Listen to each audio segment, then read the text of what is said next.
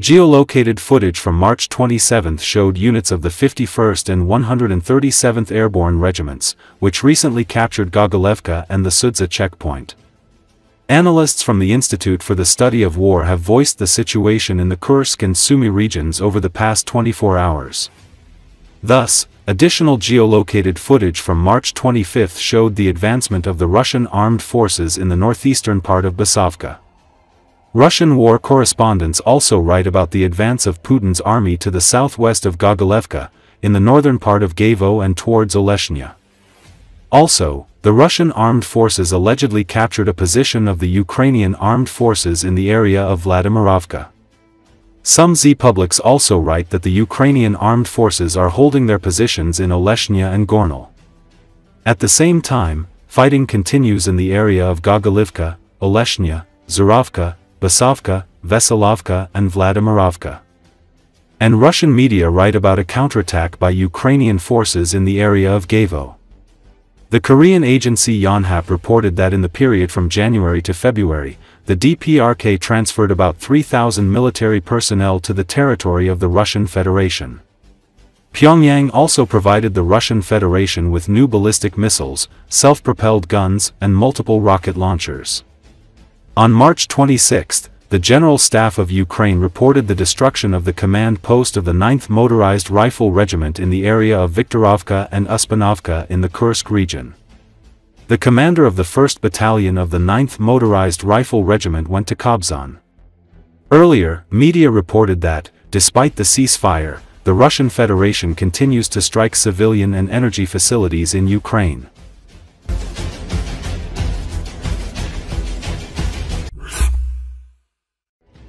As a result of the strike of the Ukrainian Defense Forces on the Engels airfield, 96 Russian missiles were destroyed. The attack took place on the night of March 20. This was reported by RBC Ukraine with reference to the General Staff of the Armed Forces of Ukraine. According to updated information, as a result of the strike by the Ukrainian Defense Forces on the Engels, 2 airfield of the Russian Aerospace Forces on March 20, 2025, the enemy lost 96 air-launched cruise missiles. In particular, as a result of secondary detonation, the report says.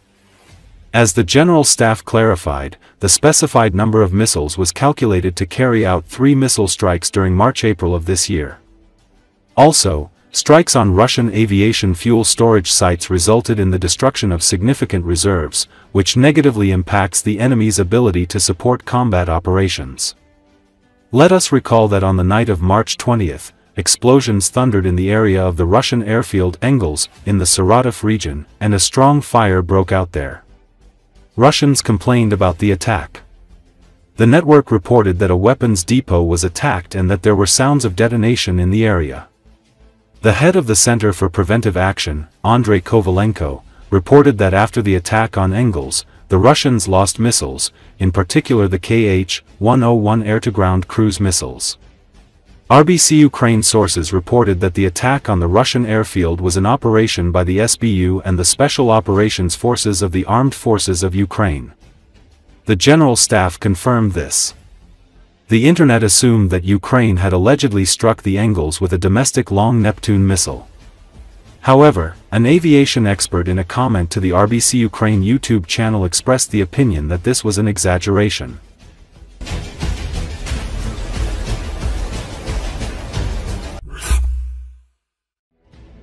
Ukraine has struck 2 bridges in Russia's border Belgorod region with high-precision aviation bombs supplied to Kiev as part of military aid from Western partners. The struck facilities are Gryaznaya Bridge in Nadazinka village and another bridge in Grafovka village. A video shared on Telegram app shows the moment of the strikes. However, there is no information about the exact date when the attacks were launched. Ukraine has stepped up attacks on Russia's strategic facilities. By destroying bridges, Ukrainian troops are trying to complicate logistics for the Russian army.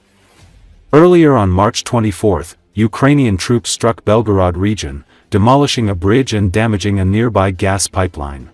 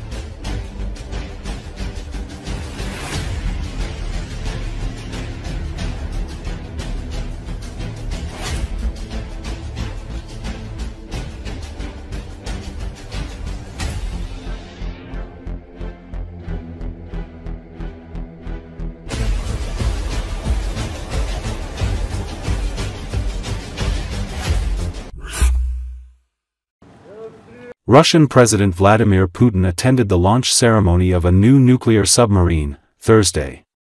According to Associated Press, Putin said the new submarine, which carries advanced hypersonic missile Zircon, will enhance the security of Russia's maritime borders and protect national interests in various areas of the world ocean, including the Arctic zone.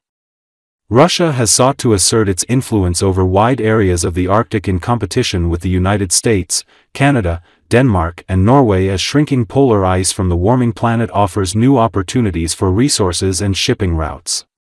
China also has shown an increasing interest in the region, believed to hold up to 1/4 of the Earth's undiscovered oil and gas.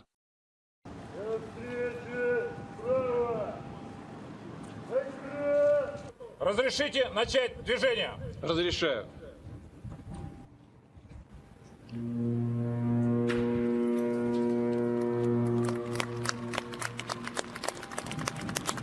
Такие подводные лодки и корабли усилят мощь всех наших флотов. Будут укреплять безопасность морских рубежей России, Северного морского пути, обеспечат решение задач по защите национальных интересов в различных районах Мирового океана, в том числе в арктической зоне, которая в условиях обостряющейся глобальной конкуренции приобретает важнейшее экономическое, логистическое, транспортное значение. Будем и дальше делать все, чтобы надежно защитить территориальную целостность и суверенитет России, упрочить ее позиции как одной из ведущих морских держав.